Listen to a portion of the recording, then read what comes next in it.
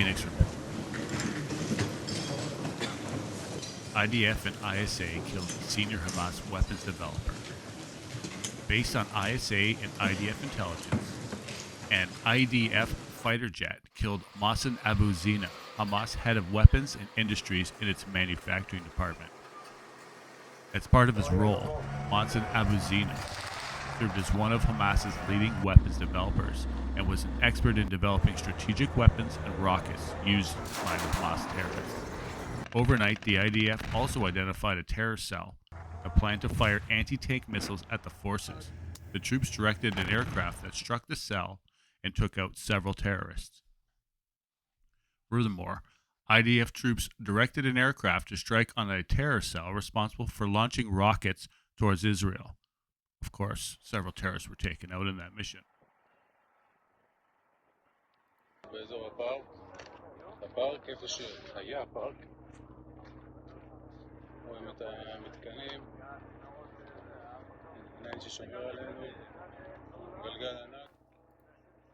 Found near a giant Ferris wheel and a university, the paratroopers brigade exposed tunnel shaft and weapons during an operation in northern Gaza. The paratroopers brigade led a targeted operation in northern Gaza, during which the soldiers completed taking control of the area. During the operation, they exposed the shaft of an underground tunnel adjacent to the amusement park. The soldiers then destroyed the shaft. In addition, an underground tunnel shaft and a weapons warehouse were found near a university, containing chemical materials, RPGs, claymore mines, and more. This is all further evidence of Hamas' cynical use of the civilian population and various facilities as a human shield for its needs. The UN has said that the amount of people leaving Gaza, civilians, has increased in the over the last day and a half. So there's some good news. Following the sirens that sounded in northern Israel, 20 launches were identified at crossing from Lebanon into Israeli territory. IDF soldiers are striking the origins of the launches with artillery. So a short while ago, IDF aerial defense array intercepted a suspicious aerial target that was identified in the area of the border with Lebanon before it crossed into Israeli territory.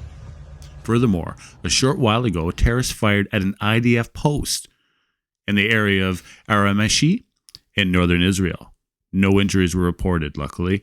IDF soldiers responded with artillery fire toward the origins of the shooting in Lebanon. IDF soldiers continued to locate and destroy Hamas terror tunnels.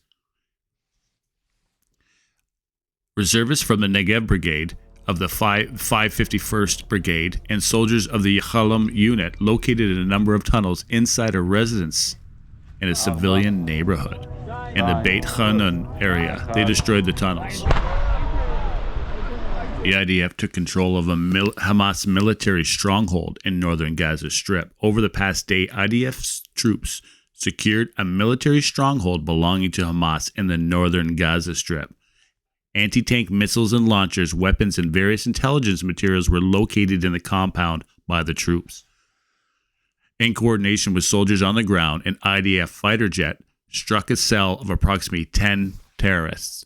Following this, IDF ground troops identified an anti-tank missile cell operating within their facility. The troops directed an IDF aircraft that struck the terrorist cell, as seen here. Dozens of Hamas mortar shell launchers were also struck overnight. In addition, IDF naval forces struck strategic targets belonging to Hamas, seen here. Included in the posts containing technological assets. Furthermore, IDF troops located a number of Hamas terrorists who barricaded themselves in a building adjacent to the Al-Quds hospital, planned to carry out an attack on the forces from there. IDF soldiers directed an aircraft to strike the Hamas terrorists. The attack led to a significant secondary explosions, which indicate the presence of a Hamas weapons depot in the civilian area, as seen. Israeli President Isaac Herzog refutes Angelina Jolie's accusation and details the harrowing aftermath. So, Angelina Jolie was did a statement, and I seen there a picture of her. She was put up on the Megyn Kelly show.